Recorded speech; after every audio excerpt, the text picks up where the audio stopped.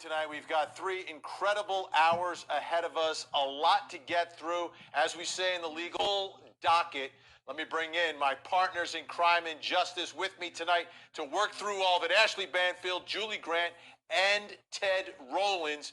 And the first thing we're going to talk about is the Doomsday Cult Mom case. And we know this is a case where we've got 2 children missing and dead people everywhere. Well, we've got another dead relative of Lori Vallow Daybell that we need to talk about tonight. Everyone working hard on this. Ashley Banfield on top of it for us today. Let's bring everyone right back in. Lori, we're talking about Stacey Cox Cope. Who is she? When did she die? She's number 5, and I can't believe I just opened the show with that. She's number 5. That is the gravestone of Stacey Lynn Cox Cope, Lori Daybell's older sister. A couple of decades ago, she died. That would be the second sibling now of Lori to die. Her brother Alex Cox also died and is being investigated. We don't know the circumstance behind the death of Stacey. We don't know how she died. We do know a couple of things, though. You're looking at the gravestone in better days. Today, that gravestone is covered in mud, filthy dirty. The vase that's placed beside it, empty. It's almost as though it's completely abandoned. No one has cared for it in quite some time. But we do know that Lori was 24 years old when her big sister died. Her sister was just approaching her 32nd birthday. Again, circumstances unknown at this time. But that Stacey Lynn had a daughter. And that daughter is integral to this case. It's Lori's favorite niece, Melanie Boudreau Pawlowski. It is a very difficult chain to follow, but know this. There were some interesting revelations that were made today from Melanie. She posted that she was unjustly taken away from her mother at age 6, the mother that is dead and buried in that grave site we just showed you. She says she was told all manner of lies about her mother back then at age 6. And then 3 years later, she says, no lie can take me away from the bond of my mother who was laid to rest since I was 9. Melanie lost that mother at 9 years old. She then also said her children, Melanie's children, will always know in their hearts who their mother is. And she hopes that they, like I, can learn how to forgive. And here's a bit of a bombshell. Melanie writes, it took me a while to learn to forgive my own father. So there is another mystery. But Vinny, that grave site, we can tell you this. It was paid for by Barry and Janice Cox. Those are Lori's parents. Those are also Stacey Lynn Cox Cope, her parents. And that, as I mentioned before, brings the total of 5 people in Melanie's orbit now to have died.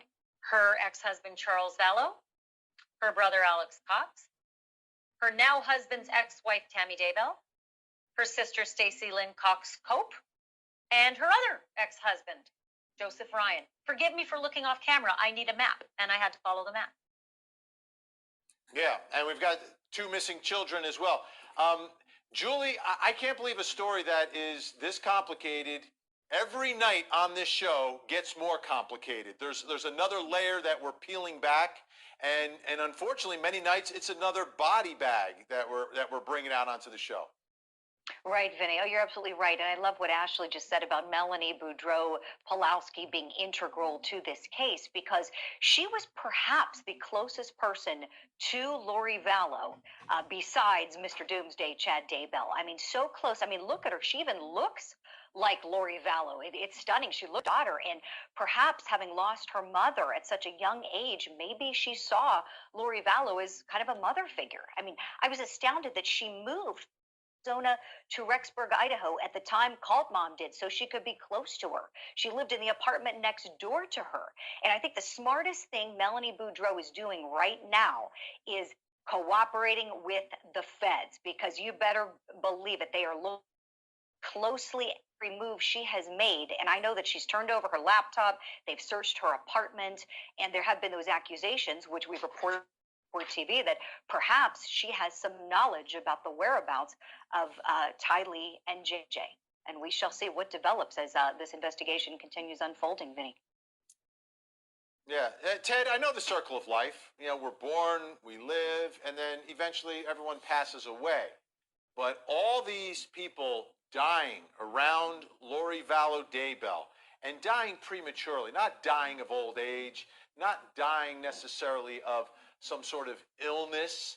This is people taken down in the prime of their lives for whatever reason. This just is not normal.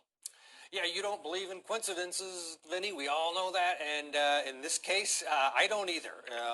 It's too much, and Chad Daybell also integral to all of these bodies piling up. Now, Lori's older sister, we don't know how she died, so you know, it's a little bit different in that regard, but it's another body in this unbelievable story that is still still being written. I mean, where is this going? Where are those kids, and what's going to happen to Lori Vallow?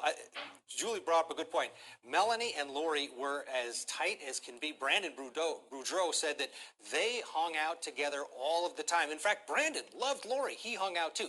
They were so close. It's hard for me to believe that Melanie didn't know what was going on with those kids, because she seemed to have fallen into that same trap that Lori did following Chad Daybell.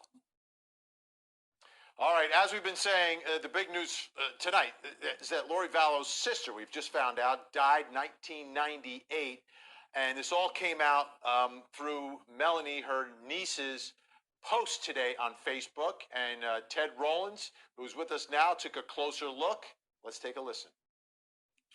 After months of silence, Melanie Boudreau, Lori Vallow's niece, reactivated her Facebook account last Friday on her 31st birthday, writing, in part, "This last year, my world has been turned upside down as family and friends turned their backs on me when things in the media got confusing." And where are the kids? Melanie has found herself in the middle of a media firestorm and two separate criminal investigations since the disappearance of children, Tylee and JJ. Melanie is one of the last people to see Lori's children alive. Her ex-husband, Brandon, has custody of the couple's 4 children and believes Melanie tried to have him killed and may even know why Tylee and JJ have disappeared. Brandon doesn't know what Melanie knows. I mean, he has his suspicions. He is wondering if conspirator in the whole thing. In her Facebook post, Melanie writes, "I have been falsely accused of many things, wrongfully judged, betrayed by those who I thought loved and supported me. Worst of all, my 4 beautiful children have been unjustly kept from me since October." Melanie has been going to court to try to get partial custody of her children. Her ex-husband, Brandon, is concerned that Melanie went down the same dark path as her Aunt Lori. It just makes you sad. You know, like a lot of people you care about aren't here anymore because of these ideas. The ideas Brandon is referring to are what many believe are the religious teachings of Lori's husband, Chad Daybell, that the end of the world is coming and that many people around them, including loved ones, have turned into zombies. In her post, Melanie writes, "Everyone will stand accountable at the judgment bar of God one day, and I know who I am. I have learned to find joy in any circumstance, even among some of the darkest days, while being unsupported by my own parents and while having so many untrue things said about me." Melanie's lawyers say she is cooperating with investigators and had nothing to do with the attempt on her husband's life. And while she certainly likes her Aunt Lori, she doesn't have the same beliefs and doesn't know what happened to Tylee and JJ. Melanie is very fond of her aunt. Her fondness for her aunt has, I'm sure, very little to do with her religious beliefs, but more to do with the kind of person that she thinks she is. Melanie ends her birthday Facebook post addressing her children, writing, "I celebrate you today and how much love I have for you." Facebook post making some news. And Ted, you know, looking at what's in this Facebook post, and it seems like everyone's turning on her. She talks about her children, but nothing about the 2 missing children, JJ and Tylee, right? Yeah, no mention of that, which, of course, this would be a perfect time for her to say, by the way, I don't know where Tylee and JJ are. I am worried about Tylee and JJ. Lori, please give us some answers. None of that. It's all, oh, I'm completely innocent, woe is me, and I want my children back. Yeah, that's the thing that's really, I think the horrible part of this story, Ashley, is that you have Melanie, right? And you have Lori Vallow, and they talk about God, they talk about Jesus, and they're missing children, and they say nothing, they do nothing. I wouldn't be surprised if Melanie was counseled not to say a peep about those two kids. I can't speak for her. I was particularly fascinated, Vinny, though, on second glance at this Facebook post of Melanie's. She's gone back to using her maiden name, or not her maiden name, it's her first married name, Melanie Boudreau. She's not calling herself on Facebook Melanie Pulowski. I don't know if that's just an accident or whether it's significant, but this was significant to me. She said, today's my 31st birthday, right? And it just occurred to me that her mom died at 31. She was almost 32, but her mom died at 31. And this was Melanie's post talking about her mom. A lot of mystery there, though, Vinny. A lot of mystery. Why was she taken away? Why was this woman at age 6? Why did her mother die when Melanie was 9? Why is Melanie saying that she needs to forgive her father? There's just so much mystery to this. Yeah, and ultimately, Julie, I still believe, I don't think Lori Vallow Daybell or Chad Daybell will ever say anything to anyone. This is the one that has to speak. It has to be Melanie. You're right. You're absolutely right, Vinny.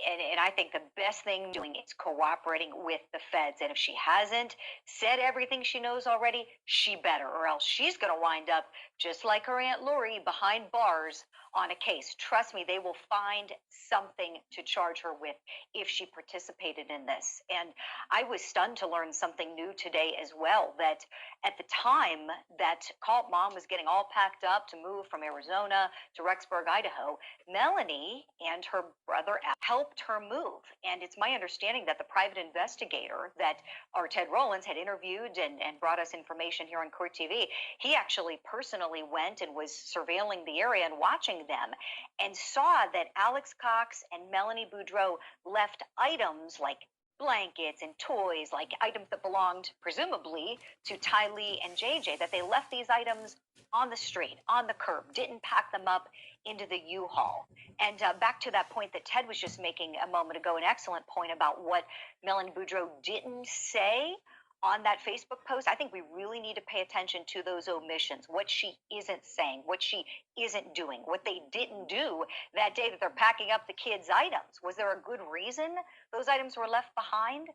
It's really, really stunning. And you're right, Vinny. If she knows something that could help save these children, or if these children alive to their bodies to be recovered and for prosecution to take place, she's got to talk now. Yeah, and Vinny, we know that Lori's children's items were in that storage shed. Those items that Julie was talking about, those were actually Melanie's kids' items that she left and she was giving away, because she told Brandon, "You take the kids. I'm going to Idaho. I'm going to live with Lori and Alex, and we're going to be real near Chad Daybell." So this is when Brandon said, "Oh, I got the kids," and he to this day is worried about Melanie. He's worried about his kids' safety, and that's what's being battled out in the